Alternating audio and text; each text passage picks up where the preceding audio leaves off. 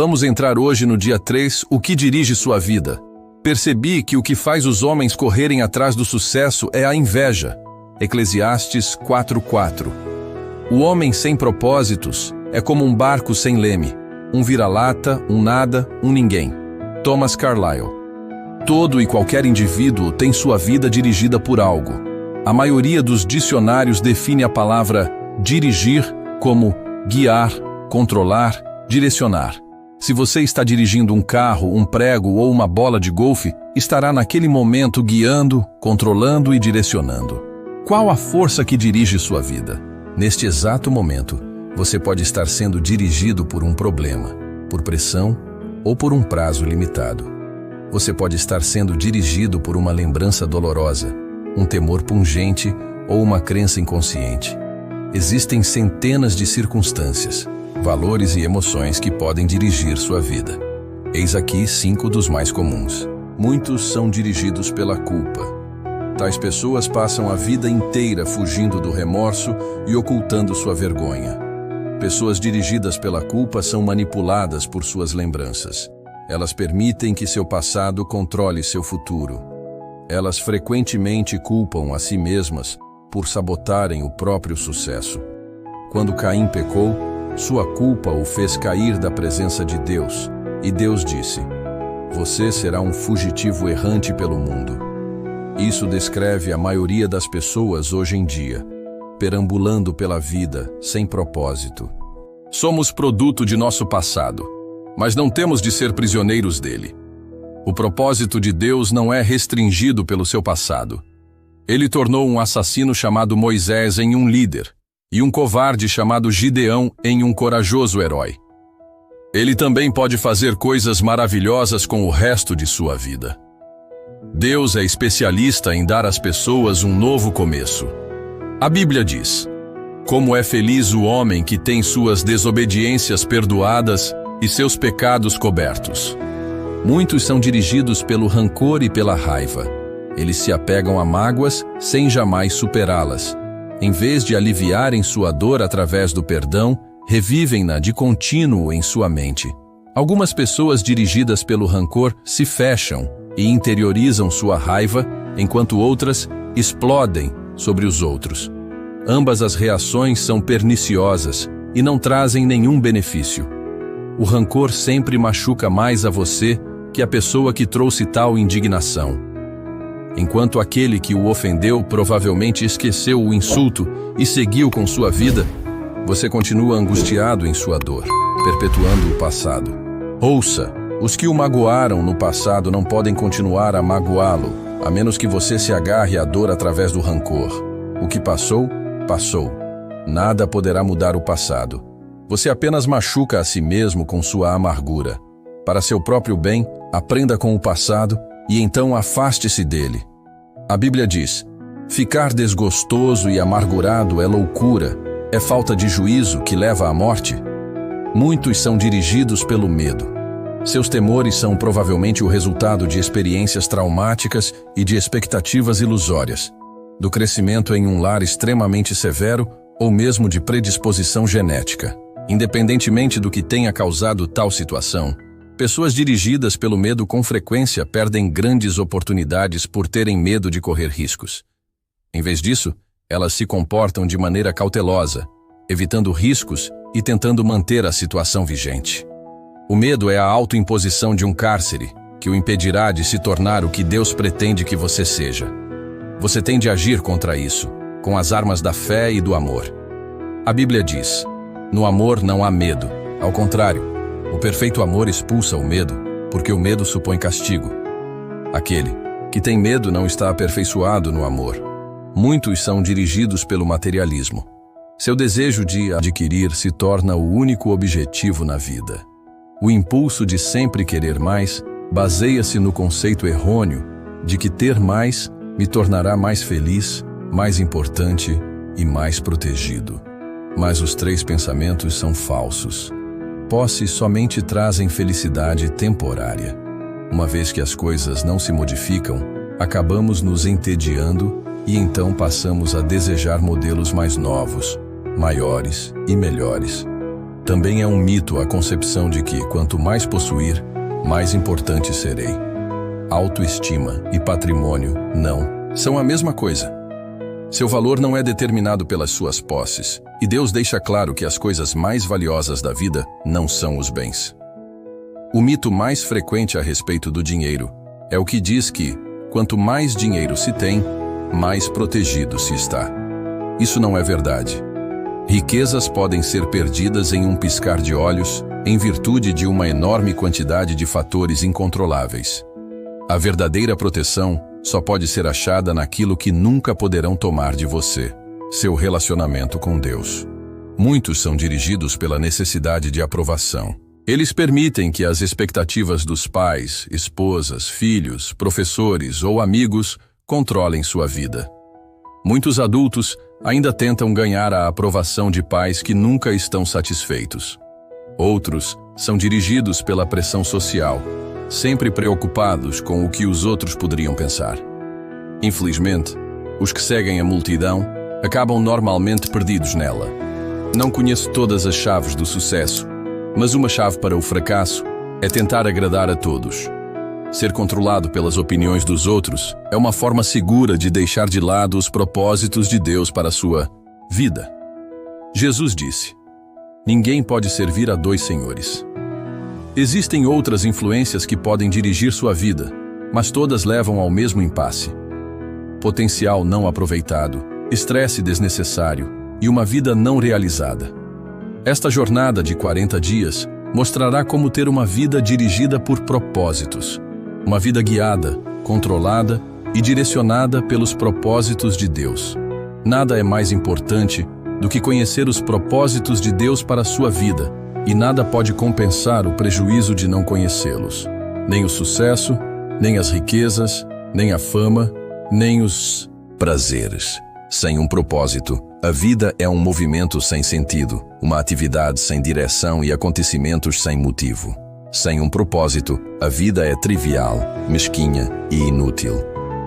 As vantagens de uma vida dirigida por propósitos. Existem 5 grandes vantagens em se levar uma vida dirigida por propósitos. Conhecer o propósito de sua vida faz que ela tenha sentido. Fomos feitos para ser importantes. É por isso que as pessoas usam métodos questionáveis, como astrologia e psicologia, para descobrir isso. Quando a vida faz sentido, você pode suportar quase tudo. Sem isso, tudo é insuportável. Um jovem na casa dos 20 anos escreveu: sinto-me um fracassado, pois luto para me tornar algo, e nem ao menos sei o que. Tudo o que sei fazer é sobreviver. Algum dia, se eu descobrir o meu desígnio, sentirei que estou começando a viver. Sem Deus, a vida não tem nenhum propósito. E sem um propósito, a vida não tem significado. Sem um significado, a vida não tem relevância ou esperança. Na Bíblia, diversas pessoas expressaram sua falta de esperança.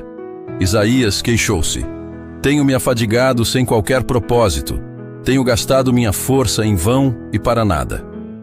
Jó disse: meus dias são vazios e sem esperança, e detesto a vida. Não quero mais viver. Deixa-me em paz, pois a minha vida não vale nada. A maior de todas as desgraças não é a morte, mas uma vida sem propósitos. A esperança é tão essencial para a sua vida como o ar e a água. É preciso esperança para vencer. O Dr. Bernie Siegel descobriu que podia prever qual de seus pacientes com câncer apresentariam melhoras ao perguntar: você quer viver até os 100 anos de idade? Os que tinham profunda noção do propósito de sua vida respondiam sim, e eram aqueles com maiores probabilidades de sobrevivência. A esperança é gerada quando se tem propósitos. Se você tem se sentido sem esperança, não desista. Coisas maravilhosas acontecerão em sua vida quando você começar a viver com propósitos. Deus diz: porque sou eu que conheço os planos que tenho para vocês, diz o Senhor, planos de fazê-los prosperar e não de lhes causar dano, planos de dar-lhes esperança e um futuro. Você pode ter a sensação de estar enfrentando uma situação impossível, mas a Bíblia diz: pelo seu grandioso poder operando em nós, Deus, É capaz de fazer muito mais do que nós jamais ousaríamos pedir ou mesmo imaginar, infinitamente além de nossas mais sublimes orações, anseios, pensamentos ou esperanças. 10. Conhecer seu propósito simplifica a vida. Ele define o que você faz e o que você não faz. O propósito se torna o padrão pelo qual você avalia quais ações são essenciais e quais não são. Você simplesmente pergunta: esse ato me ajuda a cumprir o propósito de Deus para a minha vida? Sem um propósito claro, ficamos sem alicerce sobre o qual fundamentar decisões, destinar o tempo e empregar os recursos. A tendência será tomar decisões com base nas circunstâncias, nas pressões do momento e no humor do dia. Quem não conhece seu propósito tenta realizar além do que deve, e isso causa estresse e fadiga, gerando conflitos. É impossível fazer tudo o que as pessoas querem que você faça. O seu tempo só é suficiente para fazer a vontade de Deus. Se você não consegue realizá-la por completo, significa que você está tentando fazer mais do que Deus pretendia que você fizesse. Ou, possivelmente, você está assistindo muito à televisão. Uma vida dirigida por propósito leva a um estilo de vida mais simples e a uma agenda mais equilibrada. A Bíblia diz: a vida vistosa e arrogante é vida vazia. A vida simples e comum é vida plena. Isso também leva à paz de espírito. Tu, ó Senhor, dás paz e prosperidade às pessoas que têm uma fé firme, às pessoas que confiam em Ti. Conhecer seu propósito direciona sua vida. Isso faz que seus esforços e energias se concentrem no que é importante. Você se torna eficiente ao ser seletivo. Faz parte da natureza humana distrair-se com assuntos de menor importância. Fazemos de nossa vida um jogo qualquer de passatempo. Henry David Thoreau observou que as pessoas vivem em um desespero silencioso, mas hoje uma melhor descrição seria distração sem objetivos. Muitas pessoas são como giroscópios, girando em um ritmo frenético sem jamais chegar a lugar algum.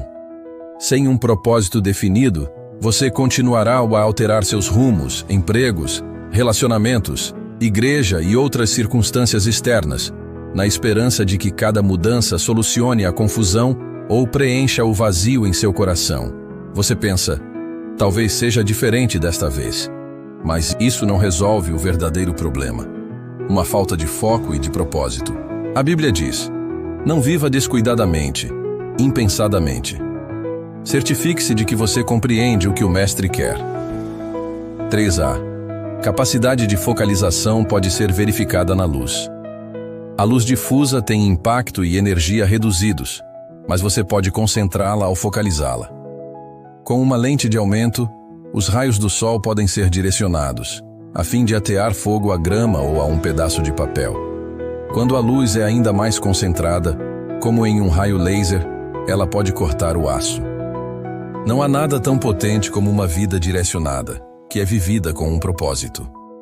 Os homens e mulheres que mais influenciaram a história foram os mais concentrados numa direção. O apóstolo Paulo, por exemplo, difundiu o cristianismo no Império Romano praticamente sozinho. Seu segredo era uma vida direcionada. Ele disse: eu estou concentrando minhas energias unicamente nisto. Esquecer o que já passou e avançar para o que está à minha frente. Se você quer que sua vida tenha impacto, focalize-a. Deixe de ser inconstante. Pare de tentar fazer de tudo.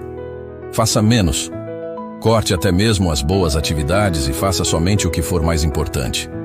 Nunca confunda a atividade com produtividade. Você pode estar ocupado sem ter um propósito, mas para quê?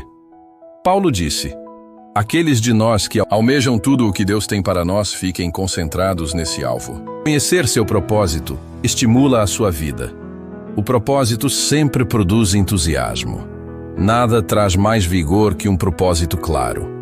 No entanto, a paixão se esvai quando falta um propósito. Até mesmo levantar-se da cama se torna um fardo. É normalmente o trabalho sem sentido, e não o excesso de trabalho, que nos esgota, solapa nossas forças e rouba o nosso prazer.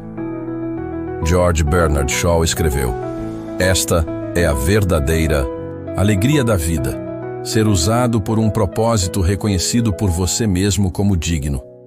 ser uma força da natureza, em vez de um exaltado e egoísta amontoado de ressentimentos e frustrações, sempre reclamando que o mundo não se devota a torná-lo feliz. Conhecer seu propósito o prepara para a eternidade. Muitas pessoas passam a vida tentando criar um legado a ser deixado sobre a terra. Elas querem ser lembradas quando partirem. Entretanto, o que em última análise mais importa não é o que os outros dizem sobre sua vida, mas o que Deus diz. O que as pessoas não percebem é que todas as realizações acabam sendo superadas, recordes são quebrados, reputações desvanecem e homenagens são esquecidas. Na faculdade, a meta de James Dobson era ser o campeão de tênis da instituição. Ele sentiu-se orgulhoso quando seu troféu foi posto em um local de destaque na sala de troféus da faculdade. Anos mais tarde, alguém enviou-lhe o troféu pelo correio. Eles o haviam achado em uma lata de lixo quando a escola foi reformada. James disse: "No devido tempo, todos os seus troféus serão jogados no lixo por alguém. Viver para criar um legado na Terra é um objetivo." Tacanho. Uma utilização mais sábia do tempo é construir um legado eterno. Você não foi posto na Terra para ser lembrado. Você foi posto aqui para se preparar para a eternidade. Chegará o dia em que você estará diante de Deus, e Ele fará uma auditoria em sua vida, um exame final, antes que você entre na eternidade. A Bíblia diz: lembrem-se, cada um de nós estará pessoalmente diante de Deus para ser julgado por Ele. Sim, cada um de nós terá que prestar contas de si mesmo a Deus. C6. Felizmente, Deus quer que passemos nesse teste, por isso Ele nos passou as perguntas antecipadamente. A partir da Bíblia, podemos supor que Deus nos fará duas perguntas fundamentais. Primeira: o que você fez com meu filho Jesus Cristo? Deus não irá perguntar sobre seus antecedentes religiosos ou visões doutrinárias. O único ponto importante será: você aceitou o que Jesus fez por você, aprendeu a amá-lo e a confiar nele? Jesus disse: "Eu sou o caminho, a verdade e a vida. Ninguém vem ao Pai, a não ser por mim." 7:2. O que você fez com o que eu me dei? O que você fez com sua vida? Todas as dádivas, talentos, oportunidades, energia, relacionamentos e recursos que Deus lhe deu? Você os gastou consigo mesmo ou os utilizou para os propósitos que Deus lhe deu? Prepará-lo para essas duas perguntas é o objetivo deste livro. A primeira vai determinar onde você passará a eternidade. A segunda determinará o que você fará na eternidade. Ao terminar este livro, você estará pronto para responder a essas duas perguntas. Terceiro dia, pensando sobre meu propósito. Um tema para reflexão. Viver com um propósito é o caminho para a paz. Um versículo para memorizar. Tu, ó Senhor, dás paz e prosperidade às pessoas que têm uma fé firme, às pessoas que confiam em Ti. Isaías 26:3. Uma pergunta para meditar. A opinião de minha família e de meus amigos é a força que dirige minha vida? Que força quero que dirija minha vida? Se você gostou, deixe seu like e se inscreva no nosso canal. Vamos juntos nestes 40 dias para ter uma vida com propósito. Deus abençoe sua vida em nome de Jesus.